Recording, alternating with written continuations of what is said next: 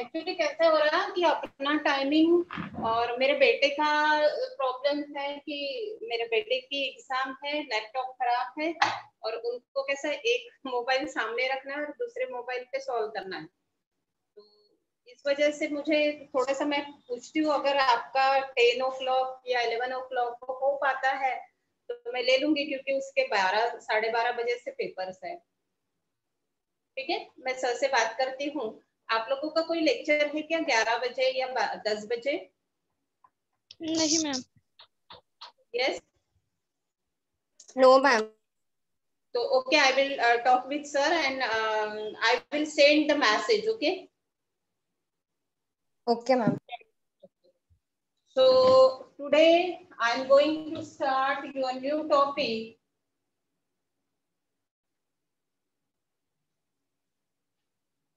and that is the enzyme. Okay, so I am going to teach you enzyme. Am I clear to you? Yes ma'am. Okay.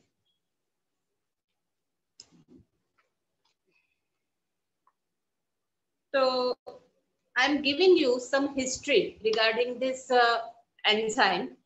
So this enzyme, they get divided into two classes. First, so that classes were unorganized and the organized ferments. These organized ferments, they was thought to be due to vital activity.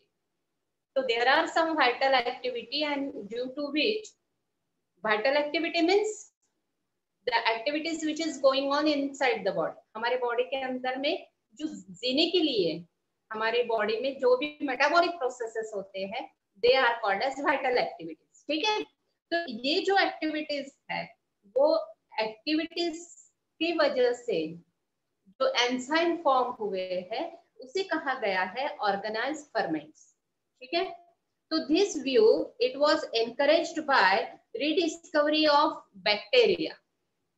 ये जो concept थी, तो ये concept को ध्यान में लेते हुए यहाँ पर जो है तो रीडिस्कवरी की गई बैक्टीरिया की। तो ये रीडिस्कवरी किसने की? तो लुइस पॉस्टर और कोच नाम के साइंटिस्ट थे, इन्होंने इसकी रीडिस्कवरी की, बैक्टीरिया की रीडिस्कवरी की। तो वाइटल कंसेप्ट ऑफ एंजाइम जो है फाइनली जो है डिस्क्राइब हुई। तो वो जो फाइनली डिस्क्राइब की गई, तो वो साइंटिस्ट का नाम था बचनर, और उन्होंने ये एंजाइम की जो डिस्क्रिप्शन इज वाइटल कंसेप्ट जो है, तो इट वाज एक्सप्लेन इन 1897 में ये कंसेप्ट जो है तो डिस्क्रिमिनेट की गई। ठीक है, तो उन्होंने क्या किया, जो बचनर नाम के साइंटिस्ट थे, he separated the active enzyme from the living cell of yeast which is the unicellular fungus। तो यूनिसेलुलर फंगस में से ये जो ईस्ट है, इसमें से उन्होंने कुछ एक्टिव एंजाइम्स का सेपरेशन किया। ठीक है, और बाद में बैक्टीरियाज जो है, तो बैक्टीरियाज में से भी एंजाइम्स को सेपरेट किया गया। तो enzymes they will promote and control. ये एंजाइम क्या काम करते हैं?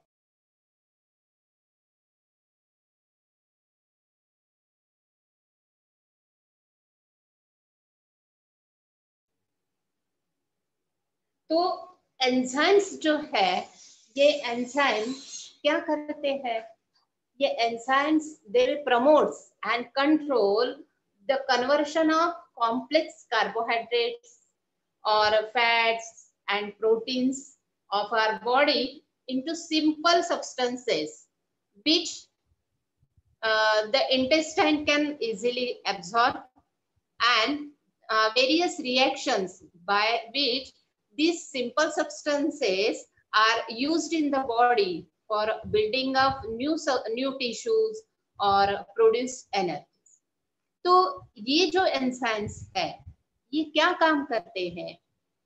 ये एंजाइम्स दे प्रमोट, कहा मैंने प्रमोट यानी कोई भी रिएक्शंस हो रही है तो उसको आगे बढ़ाने के लिए उसको कंट्रोल करते हैं कि लेकिन किसे कंट्रोल कर रहा है, वो किसे प्रमोट कर रहा है, तो हमारे बॉडी में जो हम फूड लेते हैं तो that food that is always in a complex form, है ना।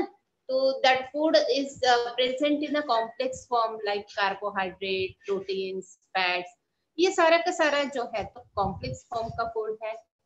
तो इसको कन्वर्ट करना बहुत ज्यादा जरूरी होता है। It should get convert into simple form. क्यों सिंपल फॉर्म में कन्वर्ट होना चाहिए? So that the cells can easily absorb it, utilize it for whatever functions they have to perform. तो उसको उसके लिए जो है यहाँ पर सिंपल सब्सटेंसेस फॉर्म होना जरूरी है। तो वो सब्सटेंसेस कहाँ पे फॉर्म होंगे? इंटेस्टाइन में फॉर्म होंगे। इंटेस्टाइन में फॉर्म होने के बाद में वापस से स्मॉल इंटेस्टाइन में ही वो एब्जॉर्ब होते हैं, है ना। और यहाँ पर फिर ये सब होने के लिए जो अलग अलग रिएक्शंस होती है, तो ये रिएक्शंस जो है ये डेफिनेटली फिर एनर्जी प्रोवाइड करेगी, हमारे बॉडी में न्यू न्यू टिश्यूज जो है तो उसका फॉर्मेशन करेगी। तो ये सारी चीजों के लिए इसका यूटिलाइजेशन होगा।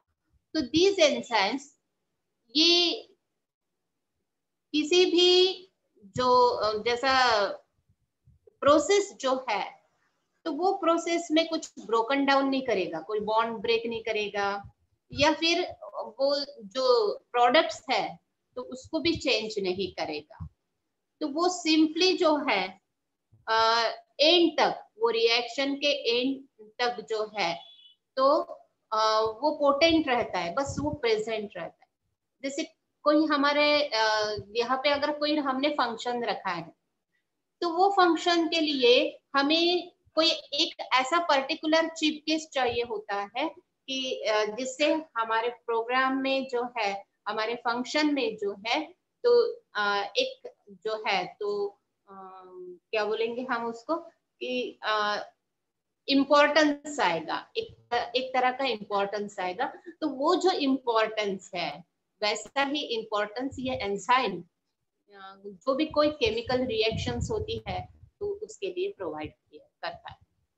ठीक है, तो डेफिनेटली अगर ये जो है तो खुद केमिकल रिएक्शन में पार्टिसिपेट नहीं कर रहा है, कोई न्यू प्रोडक्ट ये खुद नहीं बना रहा है, तो it will be required in very small quantity, बहुत स्मॉल क्वांटिटी में इसकी रिक्वायरमेंट रहेगी।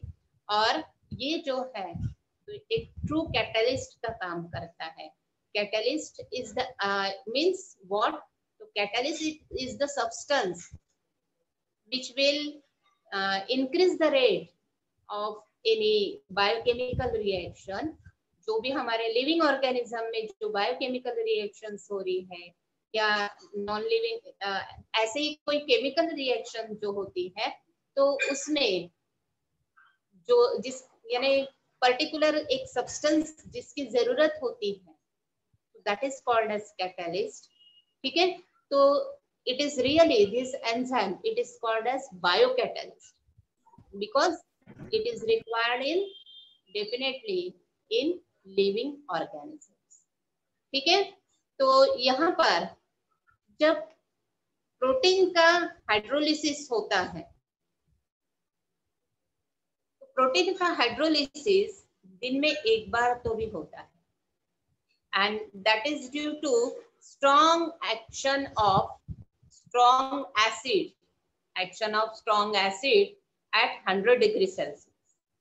So same change takes place in a few hours in the alimentary canal in 37 degrees Celsius। 37 degree Celsius ये हमारा नॉर्मल टेम्परेचर है। तो normal temperature में हमारे बॉडी में एलिमेंट्री कैनाल में जो डाइजेस्टिव कैनाल है जिसे हम एलिमेंट्री कैनाल बोलते हैं, तो ये एलिमेंट्री कैनाल में कुछ घंटों में जो है तो सेम चेंजेस होते हैं, यानी हाइड्रोलिसिस होता है।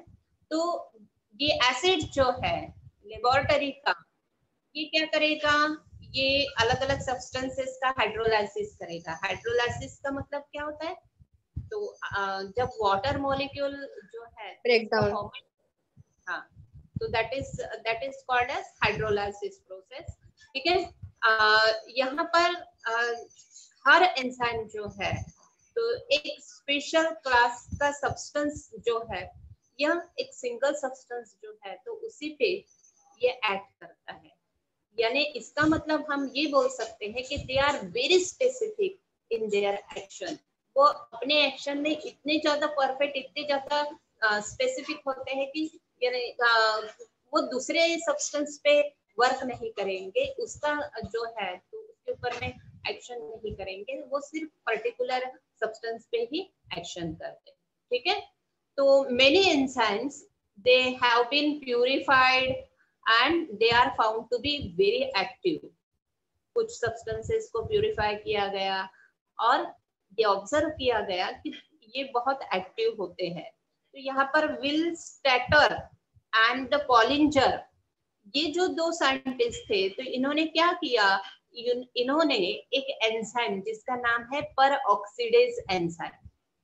कभी भी आप लोग जो है तो एंजाइम के नाम ध्यान, यानी whether this substance is enzyme or not, तो कैसे आइडेंटिफाई करोगे, तो अगर लास्ट में ASE ये स्पेलिंग अगर है तो दैट इज ऑलवेज एंजाइम, ये ध्यान में रखना।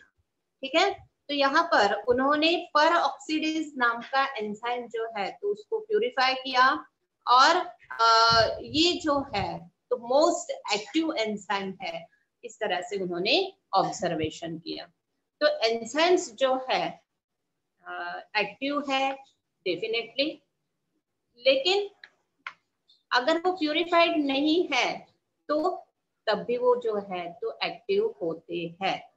टोटल नंबर ऑफ मॉलिक्यूल्स जो है एक पर्टिकुलर एंजाइम के एक पर्टिकुलर सेल में, ये बहुत स्मॉल क्वांटिटी में रहते हैं। ठीक है, उनका जो जैसे अलग अलग एंजाइम अलग अलग फंक्शन, अलग अलग केमिकल रिएक्शन के लिए रिस्पॉन्सिबल रहते हैं, और बहुत सारे डिफरेंट टाइप्स के एंजाइम्स जो है तो we can see in the cell, but एक स्पेसिफिक अगर कोई एंजाइम को हम लेते हैं तो that will be present in very small quantity. तो डू यू अंडरस्टूड बेटा what I am saying? Yes, ma'am. Yes, ma'am.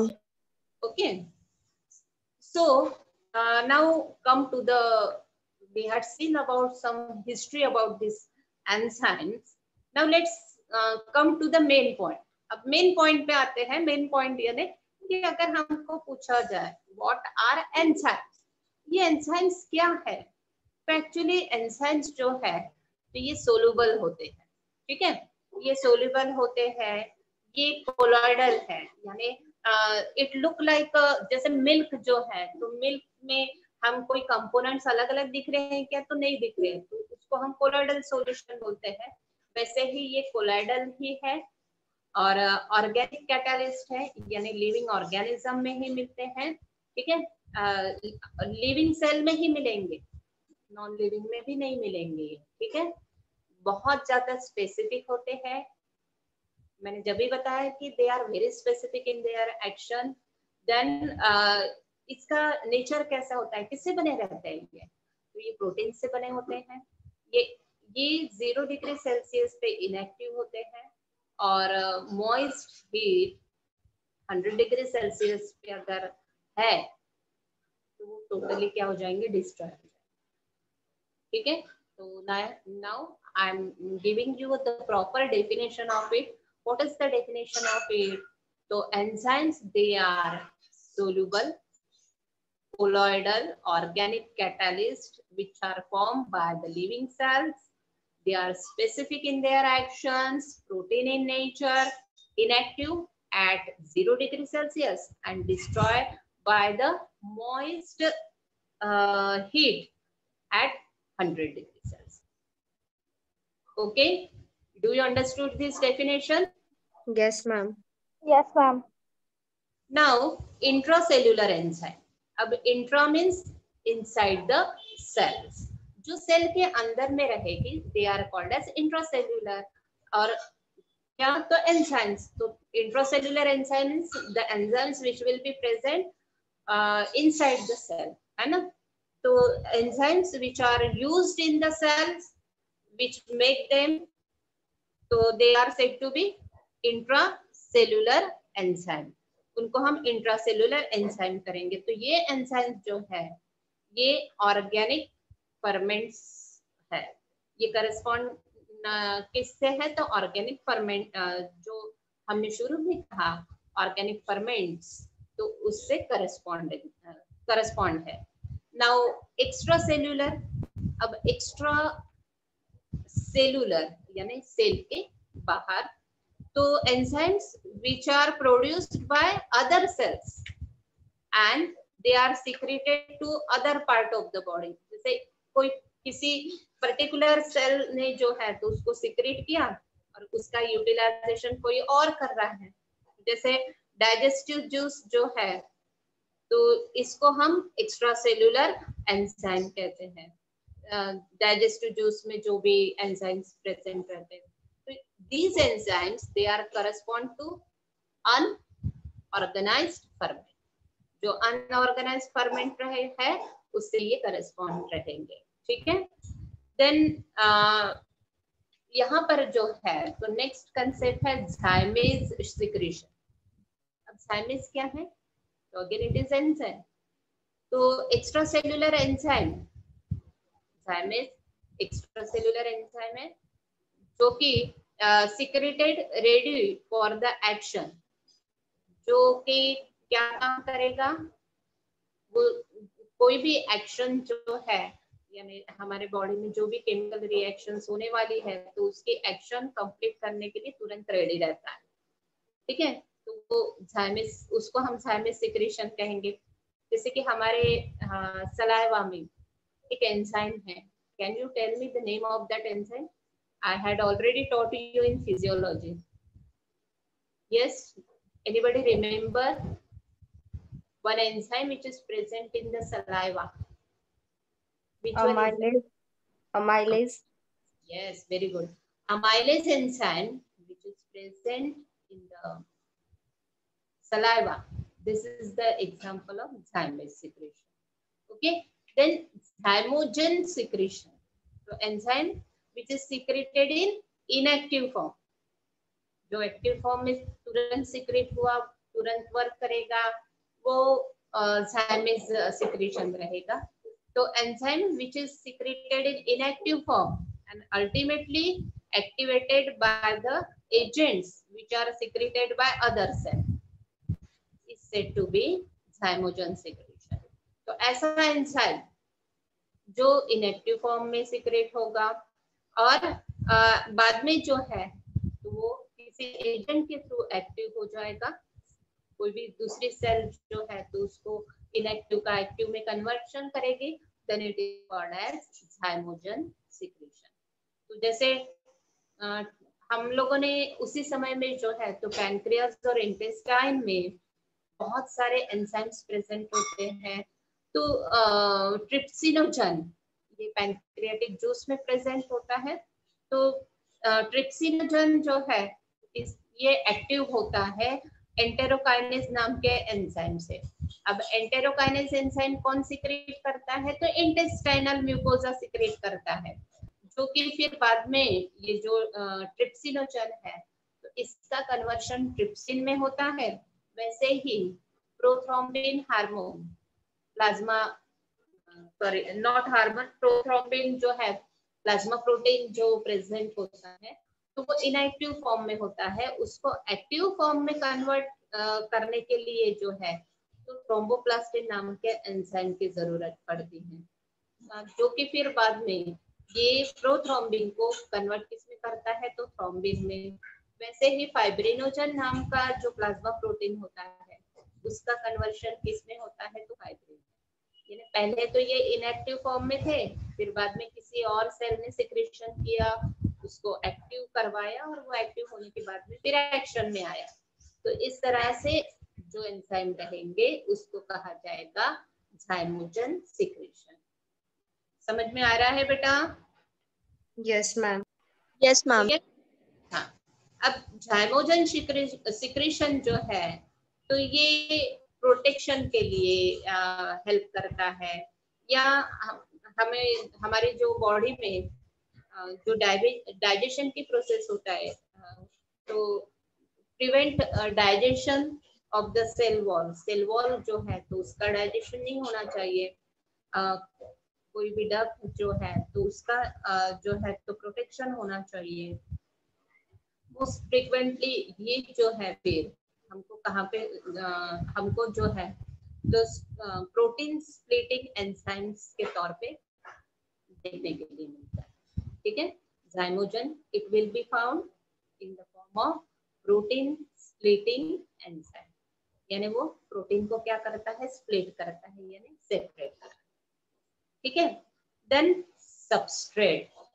अब जैसे एक ये है डेफिनेशन फोटोसिंथेसिस की,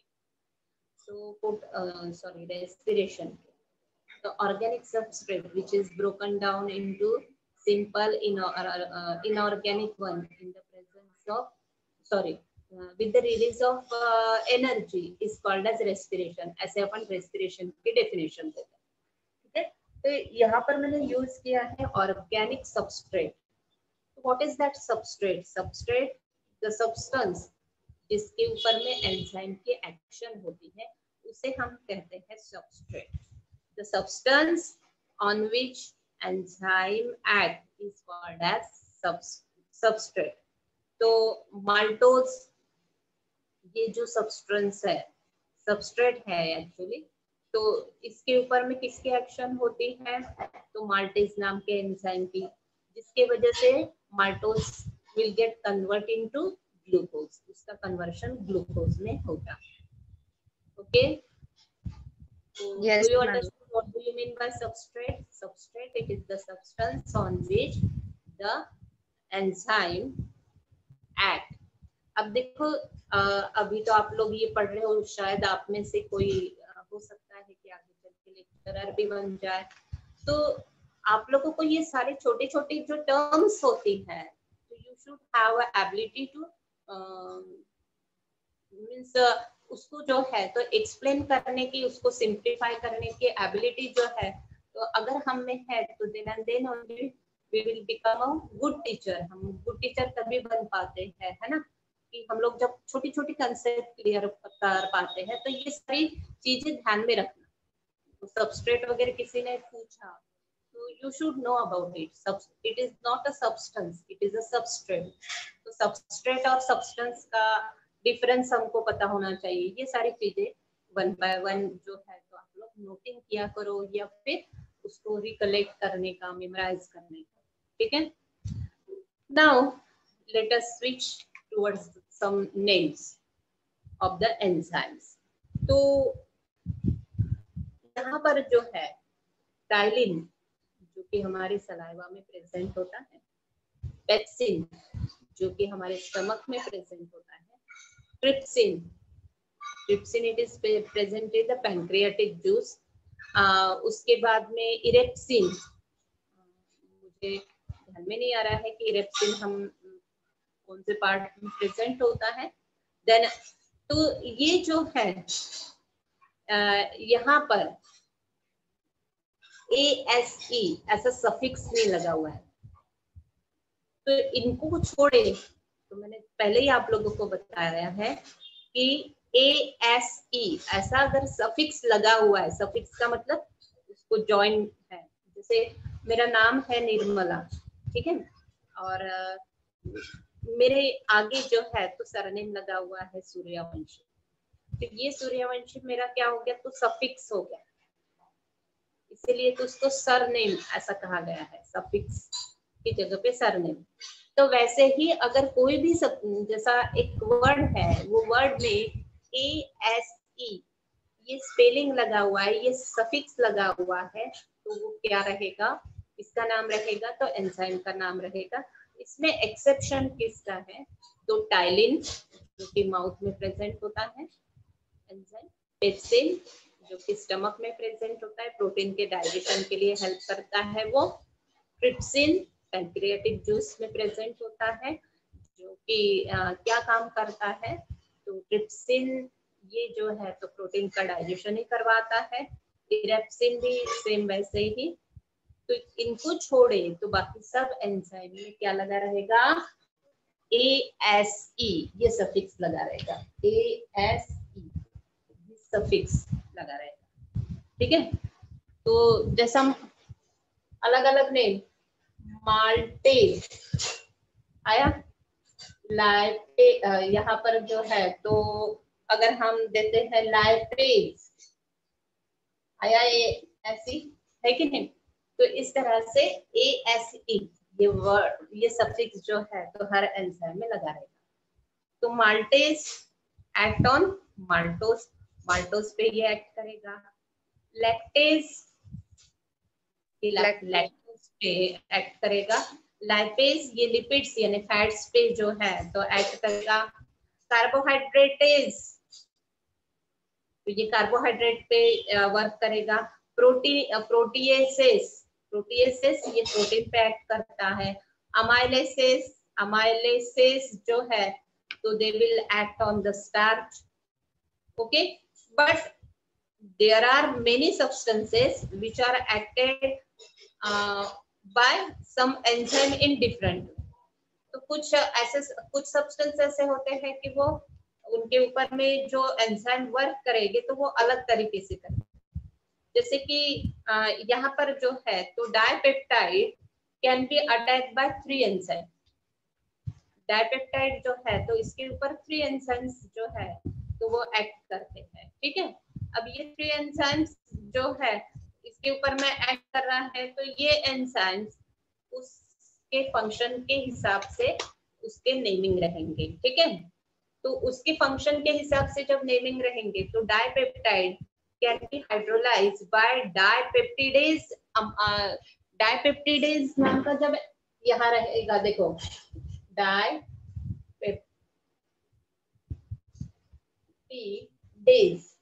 ये डाइपेप्टिडेज एंजाइम जो है तो what it will do, it will convert dipeptide. ठीक है, डाइपेप्टाइड जो रहेगा तो उसको ये कन्वर्ट करेगा किसमें, amino acid. It will convert dipeptide into amino acid. ठीक है, तो फ्री अमाइनो ग्रुप जो है अमाइनो एसिड का that will get removed by another enzyme। the carboxylic group होता है तो that will be removed by another enzyme। यहाँ पर क्या रहेगा, तो देखो अमाइनो ग्रुप जो होता है तो अमाइनो ग्रुप जो अमाइनो एसिड होता है तो इसमें 2 ग्रुप होते हैं। एक अमाइनो ग्रुप जहाँ पे नाइट्रोजन होता है और दूसरा जो होता है तो वो होता है कार्बोक्सिलिक ग्रुप जहाँ पे जो है COOH होता है। When we will study about the protein, that time I will tell you। ठीक है, तो यहाँ पर जो है अलग अलग तरह से 2 एंजाइम वर्क करेंगे और इसी वजह से जो है तो अपन ने कहा कि 3 एंजाइम्स यहाँ पर जो है एक्ट होंगे, यानी डाइपेप्टाइड को कन्वर्ट करना है अमाइनो एसिड में तो डेफिनेटली यहाँ पे 3 एंजाइम्स वर्क करने जा रहे हैं। What are they? So one I had already told you, that is the dipeptidase enzyme. Okay, then second one is diaminase enzyme and the third one is decarboxylase enzyme। deaminase enzyme and decarboxylase enzyme।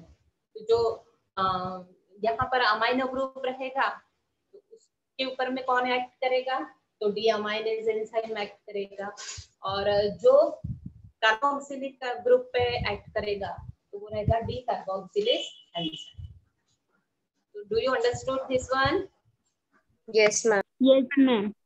Yes, ma'am. Okay, now the other enzymes, they are named by their functions only। so again some examples are given here। 1 minute। so that is the transferases enzyme। Transferases enzyme का काम नाम से ही पता चल रहा है, ये क्या काम करेगा, ट्रांसफर करने का काम करेगा। दूसरा डीहाइड्रोजनेज एंजाइम, डी का मतलब होता है डिस्ट्रॉय होना, निकल जाना, ठीक है। और क्या कहा मैंने, डिहाइड्रोजनेज, डिहाइड्रोजनेशन की प्रोसेस होगी यहाँ पर।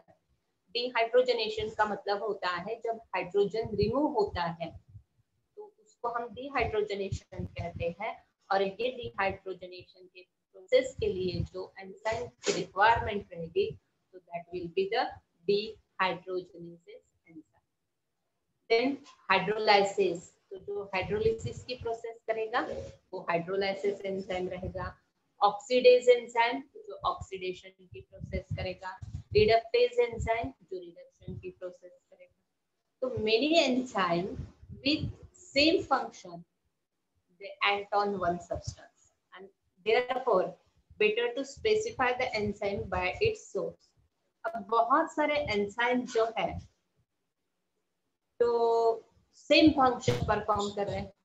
अब वो सेम फंक्शन परफॉर्म करेंगे तो डेफिनेटली कि वो एग्जैक्टली कहाँ पर प्रोड्यूस हो रहे हैं उस हिसाब से, उनका सोर्स कहाँ पे है उस हिसाब से उसको नेम दिया जाता है। फॉर एग्जाम्पल सलाइवरी अमाइलेज, यानी कहाँ पे प्रोड्यूस हो रहा है अमाइलेज एंजाइम, तो सलाइवा में। और दूसरा वैसे ही कौन था, तो पैनक्रियाटिक अमाइलेज, जो कि कहाँ पे प्रोड्यूस होगा, तो पैनक्रियास। वैसे ही बोन फॉस्फेटेज या लिवर एस्टरेज, तो ऐसे नेम दिए जाते हैं, यानी वो सोर्स से पता चल जाता है। पैनक्रियास बोले तो पैनक्रियास में, लिवर बोले तो लिवर में, बोन्स बोले तो बोन्स में। इस तरह से जो है तो द सोर्स से उनकी आइडेंटिटी होगी। Some enzymes acting on the substrate are freely described by the adjectives। अब कुछ जो है गले में खराश हो रही है, वो जो है एडजेक्टिव के तौर पर जो है तो डिस्क्राइब होंगे। जैसे कि अमाइलोलिटिक है, लाइपोलिटिक है, या फिर प्रोटियोलिटिक एंजाइम्स है। तो अमाइलोलिटिक ये एडजेक्टिव होगा। Lipolytic this is again one of the adjective. तो कुछ एडजेक्टिव के तौर पर जो है तो उनकी नेमिंग दी है। डू यू अंडरस्टूड बेटा? Yes, ma'am. Yes, ma'am.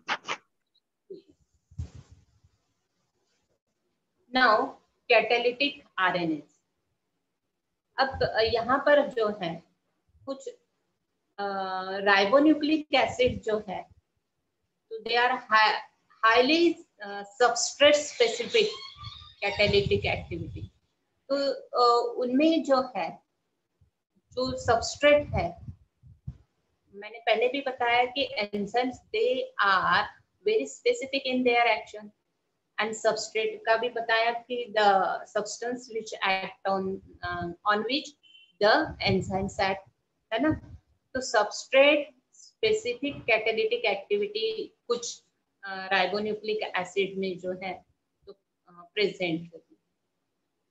तो ये जो आरएनए है they satisfy the classic criteria for the definition of enzyme and they are termed as a ribozymes। तो वो एक पर्टिकुलर डेफिनेशन जो है हम जो एंजाइम की देते हैं तो उसके लिए एक क्लासिकल क्राइटेरिया प्रोड्यूस करता है, ठीक है। And because of it we call it as a ribozyme, हम उसको राइबोजाइम कहते हैं। Ribozyme catalyze trans-esterification and finally hydrolysis of phosphodiester bond in the RNA molecule। तो ये राइबोजाइम्स जो होते हैं, राइबोजाइम्स, ओके, तो these राइबोजाइम्स ये क्या काम करेंगे, ये कैटालिसिस की प्रोसेस करेंगे। कैटालिसिस का मतलब होता है ब्रेकिंग करना, ठीक है। तो ये कैटालिसिस करेंगे बेटा, इस कैटेलाइज करेंगे ट्रांस एस्टरिफिकेशन और बाद में जो है तो हाइड्रोलिसिस करवाएंगे फॉस्फोडाइस्टर बॉन्ड का। और ये सब जो है तो कहाँ पे होगा, तो ये आरएनए मॉलिक्यूल में ही होगा। एंड दीज रिएक्शंस ये जो है तो इंक्रीज करने के लिए या एनहांस करने के लिए यहाँ पर हाइड्रोक्सिल ग्रुप होता है जो कि फ्री फॉर्म में होता है, तो दैट विल हेल्प, वो हेल्प करता है। राइबोजाइम्स जो है they are involved in the main role, इनका रोल क्या रहता है, तो इंट्रॉन स्प्लाइसिंग इवेंट्स जो कि इसेंशियल होती है जब mRNA जो है प्री mRNA इसको जो है तो मैच्योर mRNA में कन्वर्ट करने के लिए जो प्रोसेस होती है तो उसको हम जो है तो इंट्रॉन स्प्लाइसिंग इवेंट कहते हैं। अब मैं थोड़ा सा बताती हूँ आप लोगों को। इंट्रॉन का मतलब होता है कि जो जैसा यहाँ पर कैसा होता है कि डीएनए, मैंने पहले बताया आप लोगों को पिछले इसमें कि जो डीएनए है उसके एक स्ट्रैंड पर mRNA फॉर्म होता है ना। तो अब जब mRNA फॉर्म होता है उस समय में यहाँ पर जो है तो कुछ इसेंशियल अमाइनो एसिड्स होते हैं, कुछ जो है तो नॉनसेंस होते हैं, ये हमने बताया है। तो उस समय में जो भी जीन्स होते हैं तो जो जीन्स यहाँ पर जो है तो यूजफुल है उनको इंट्रॉन कहा जाता है, ठीक है। और स्प्लाइसिंग कहा ना, तो स्प्लाइसिंग यानी वहां पे 2 एंड बताए थे अपन ने, एक थर्ड और एक फिफ्थ एंड है। तो जो फिफ्थ एंड है उसके ऊपर में जो एडिनिलेट जो है तो उसका एडिशन जो होता है उस प्रोसेस को हम, सॉरी नहीं स्प्लाइसिंग ना, स्प्लाइसिंग का मतलब होता है कि जो जिस जीन की जरूरत नहीं है वो रिमूव होना, उसको हम स्प्लाइसिस। समझ में आ रहा बेटा? तो ये जो प्रोसेस है ये प्रोसेस होगी then and then only the mature mRNA will form active. Okay, understood or not? Yes, ma'am. ठीक है, 1 minute.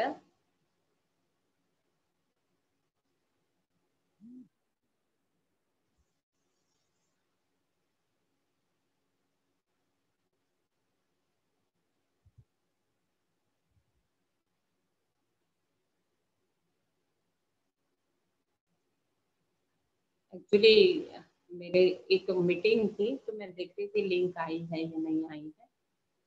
तो अब हम जो है तो बढ़ेंगे क्लासिफिकेशन के तरफ, ठीक है। इसका जो क्लासिफिकेशन है वो थोड़ा सा कॉम्प्लिकेटेड है। कॉम्प्लिकेटेड कैसा, तो यहाँ पर जो है अलग अलग क्राइटेरियाज है क्लासिफिकेशन के।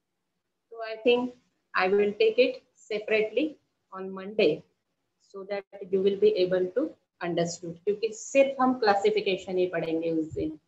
और क्वेश्चन आता है उसके ऊपर में कि how can we will classify this enzymes, तो describe the classification method of enzymes. तो उस समय में आपको ये आना चाहिए, तो इसलिए मैं ये आपको मंडे को पढ़ाऊंगी, ठीक है, क्लासिफिकेशन।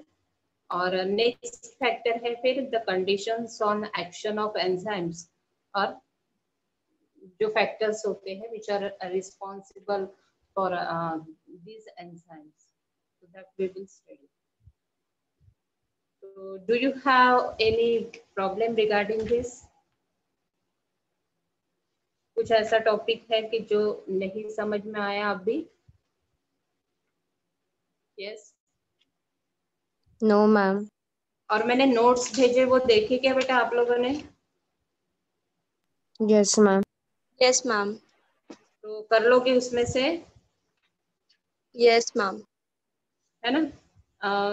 यहाँ पर जो है तो क्योंकि कैसा है एट प्रेजेंट मैं भी कॉलेज नहीं जा सकती, और डेफिनेटली कि whatever notes I have, तो I am trying to give you that one. तो if you get any difficulty, और अगर कोई पेज क्लियर नहीं आया है या नहीं समझ में आया है, और if you are not able to understood any concept regarding that, so you can ask me, आप मुझे पूछ सकते हैं, ठीक है। Ma'am Yes, ma'am. Okay. Yes. Ma'am आपने जो सीक्वेंस में वो पिक्स भेजे हैं तो वो वही सीक्वेंस है ना? हाँ बेटा, वही सीक्वेंस था। एक्चुअली ना मुझे ज्यादा कुछ आता नहीं है, वो नंबरिंग करना और ये सब नहीं जमता है। जितना मुझे जमता है मैं कोशिश करती हूँ करने की।